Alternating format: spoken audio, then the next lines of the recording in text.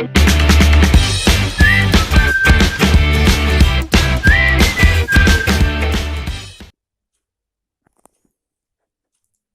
student, you are watching my YouTube channel Kitson. In this video I am going to teach you Section B board examination paper. Section B grammar का important part है. First instruction, do as indicated against each of the following sentence. Innings by an the match born India. अब इसमें देखेंगे, इसको हमें reordering करना है. तो सबसे पहले लिखा हुआ है इनिंग्स. इनिंग्स मीन्स होता है पारी.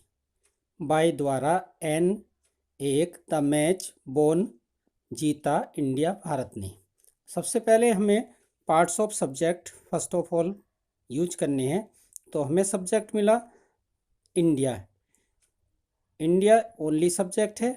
तो India born the match by an innings. एक पारी से भारत ने मैच जीता. इनिंग्स मीन्स पारी. तो सेंटेंस होगा correct, India born the match by an innings, एक पारी से.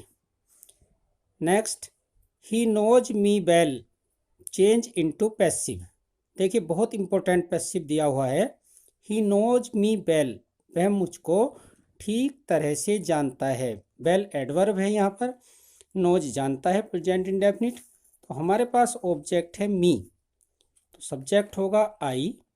According to tense present indefinite है तो आई के साथ एम यूज होगा. I am known. Third form, I am known to him well. I am known to him well. Well means ठीक प्रकार से. इसको इस प्रकार भी लिख सकते हैं, I am known well to him. Next, he said to me, are you waiting for my father today. Indirect change into indirect speech. Interrogative sentence है. He asked me, said to को चेंज करेंगे asked. He asked me. अब हमारा helping verb से start है, यानी कि yes no type question है, तो इफ़ का प्रयोग होगा. He asked me if.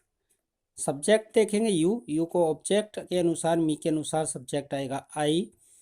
तो he asked me if I was waiting. Are waiting present indefinite. Was waiting, I was waiting for my father. अब माई है यहाँ पर, ही के अकॉर्डिंग चेंज होगा सब्जेक्ट के. हिज फादर टुडे का that day. तो सही इनडायरेक्ट होगी, he asked me if I was waiting for his father that day. My को जो चेंज करेंगे सब्जेक्ट ही के अनुसार, तो his father that day. Next देखेंगे, I shall go home when he dot dot. नीचे लिखा है instruction, use correct form of the verb come to fill the blanks. यहाँ पर ये फॉर्म है, करेक्ट फॉर्म भरनी है. Use correct form of the verb come. Come की सही फॉर्म भरनी है. आई शैल गो होम, मैं घर जाऊंगा. व्हेन ही कम्स, क्योंकि जब हम फ्यूचर यूज करते हैं, फ्यूचर इंडेफिनिट, पहला फ्यूचर इंडेफिनिट है, तो दूसरा सेंटेंस हमारा प्रेजेंट इंडेफिनिट में होगा. तो ही के साथ कम्स आएगी. सही करेक्शन होगा, I shall go home when he comes. Next, choose correct preposition from ones given below the sentence to fill in the blanks. Blanks बनने के लिए प्रॉपर यानी कि correct preposition we have to choose. First, he is suffering fever. आपको brackets में preposition दी है for के लिए के अर्थ में, विद उपकरण या वेपन्स के साथ, फ्रॉम अलग होने के अर्थ में, और फ्रॉम पीड़ित के साथ, सफरिंग के साथ भी यूज होता है इनमें के अर्थ में. तो सही जो प्रीपोजिशन होगी वो आएगी from. Suffering from, he is suffering from fever. Next, complete the following sentences.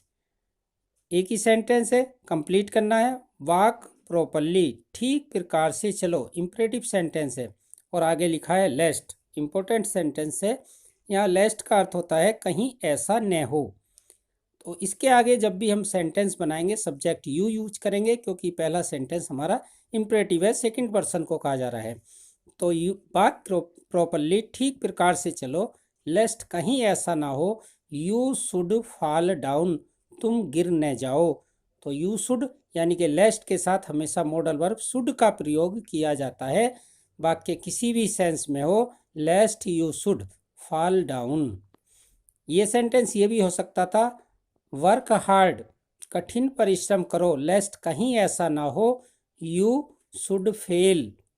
तो हमेशा शुड का ही प्रयोग होगा अगर लेस्ट दिया है। Next, complete the following spelling. पहली स्पेलिंग है, complete the spelling of the following words. 2 words दिए होंगे, 1 मार्क की आती है आपकी बोर्ड में।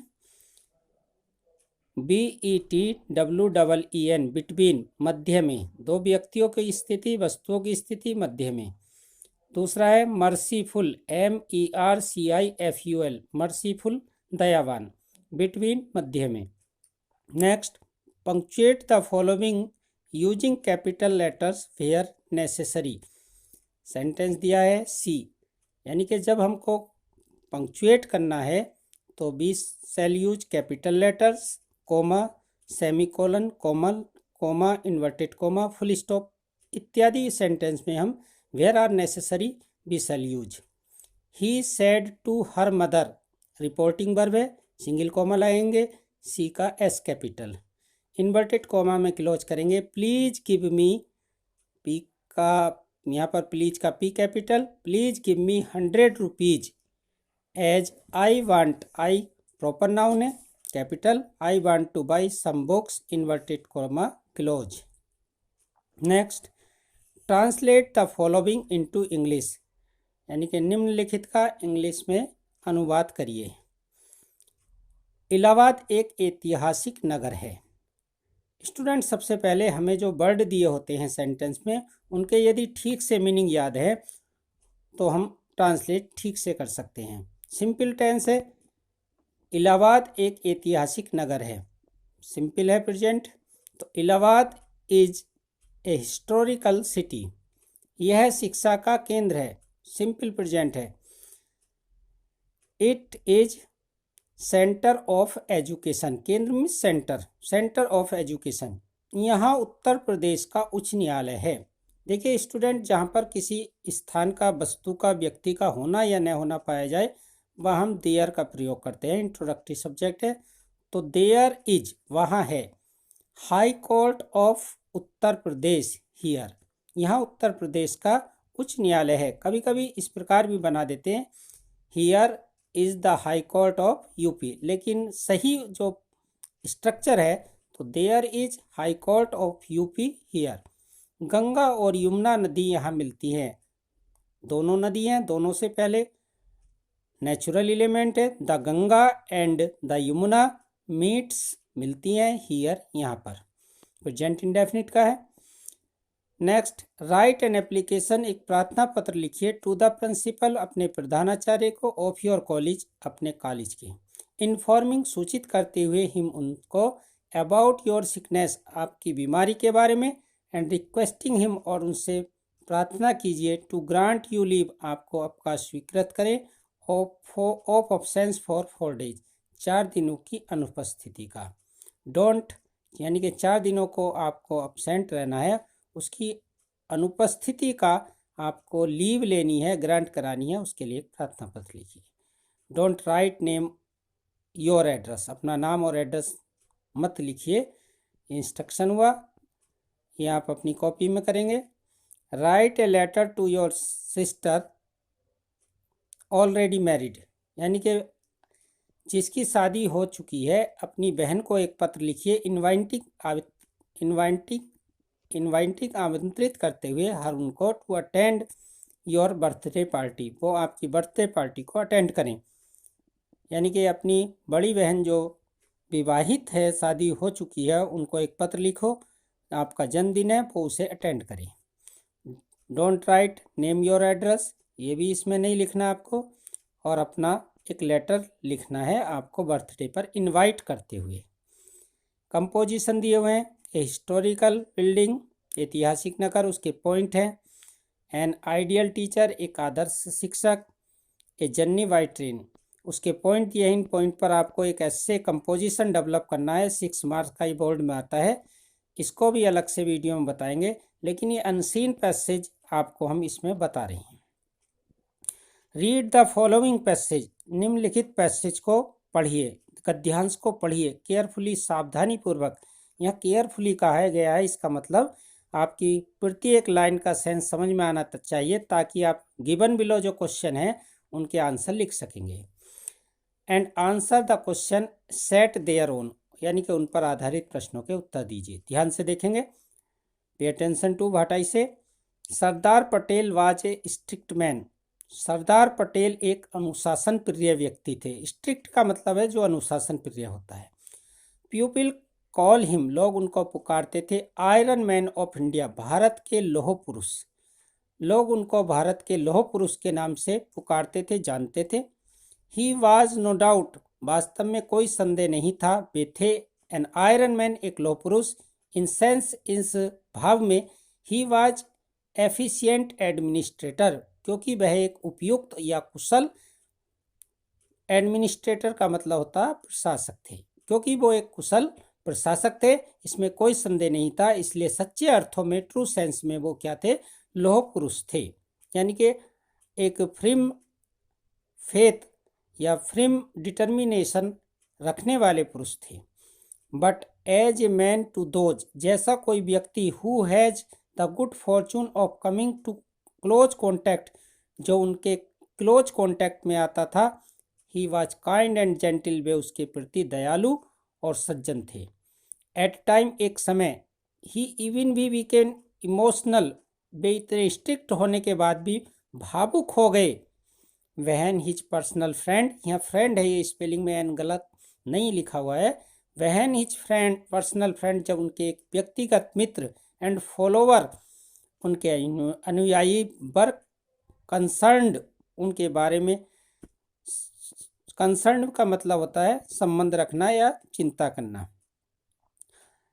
However, it was not going saying that Sardar Patel had the great skill on organizing affairs, यानी कि सरदार, इसमें कोई संदेह नहीं है, ये कहना गलत भी नहीं है कि सरदार पटेल वास्तव में एक ग्रेट स्किल, महान गुणवान थे, फॉर ऑर्गेनाइजिंग, संगठन करने में, अफेयर्स, हर मामलों के। ही न्यू, वह जानते थे, the art of selecting proper man for proper post, वे जानते थे कि उचित पद पर उचित व्यक्ति का चुनाव कैसे होता है, इस कला को वो जानते थे। वंस ही जज्ड, एक बार उन्होंने जज्ड किया, द मैन, उस व्यक्ति का, एंड फाउंड हिम करेक्ट, एक बार उन्होंने ऐसे ही किसी उपयुक्त पद के लिए उपयुक्त व्यक्ति का चुनाव किया और उसे सही पाया। ही ट्रस्टेड हिम फुली, उन्होंने उस पर पूर्ण विश्वास किया। And got him to do anything he wanted, और उससे वो सब काम लिया जो वो चाहते थे। तो 2 क्वेश्चन यहाँ पर दिए गए हैं, 3 मार्क्स के ये 2 क्वेश्चन है। 6 मार्क्स का ये पैसेज पैराग्राफ आपके बोर्ड एग्जाम में आता है। फर्स्ट क्वेश्चन है, what was the main quality of Sardar Patel, Sardar Patel की मुख्य गुण क्या थे। तो लिखेंगे, पहला तो आयरन मैन ऑफ इंडिया है, और दूसरा कहा गया he was an efficient administrator, administrator थे एक एफिशिएंट, और दूसरा काइंड और जेंटिल थे। ये उनकी क्वालिटी हैं, इनको मिलाकर 1 या 2 सेंटेंस में पूरा करेंगे। नेक्स्ट, हाउ कैन यू से, तुम कैसे कह सकते हो, Sardar Patel had the great skill of organising affair, कि सरदार पटेल में एक महान गुण था, ग्रेट स्किल, महान कौशल था, ऑर्गेनाइजिंग, संगठन करने में, अफेयर्स, बहुत सारे कार्यों के मामलों में। तो यहाँ पर लिखेंगे, क्योंकि वो ही न्यू, वह जानते थे, द आर्ट ऑफ सेलेक्टिंग, यानी कि चुनने की कला, प्रॉपर मैन, उचित व्यक्ति को और उचित पद के लिए। एक बार उन्होंने एक ऐसे व्यक्ति को चुना और उसे सही पाया, उस पर विश्वास किया और वह कार्य लिया जिसको वो करवाना चाहते थे। यानी कि लास्ट की 2 लाइन उनके सेलेक्टिंग के बारे में, ऑर्गेनाइजिंग स्किल के बारे में दी हुई है। You have to write as an answer. Student, I hope you will like this video. You will be understood the section B of this paper. Like this, other sections of UP board paper will be sent to you in a video. You will watch carefully and learn a lot of. Thanks student. Best of luck.